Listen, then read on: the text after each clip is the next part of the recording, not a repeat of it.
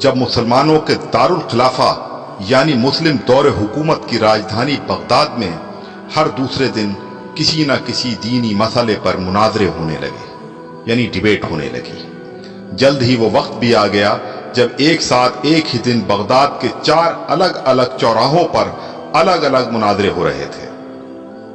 पहला मुनाजरा इस बात पर था कि एक वक्त में सुई की नोक पर कितने फरिश्ते बैठ सकते हैं।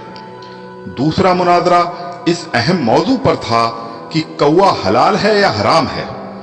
तीसरे मुनाजरे में यह तकरार चल रही थी कि मिसवाक का शरई साइज कितना होना चाहिए। एक ग्रोह का कहना था कि एक बालिश से कम नहीं होनी चाहिए और दूसरे ग्रोह का यह मानना था कि एक बालिश से छोटी मिसवाक भी जायज है।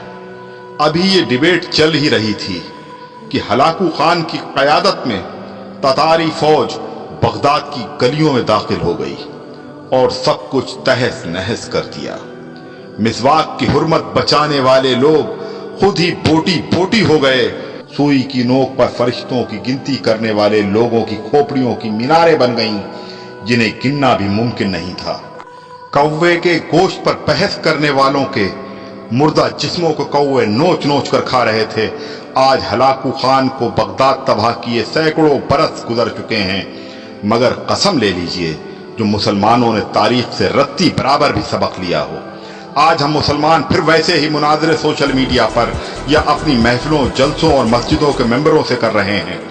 दाढ़ी की लंबाई कितनी होनी चाहिए या फिर पायजामे की लंबाई टखनों से कितना ऊपर कितना नीचे शरई एतबार से होनी चाहिए।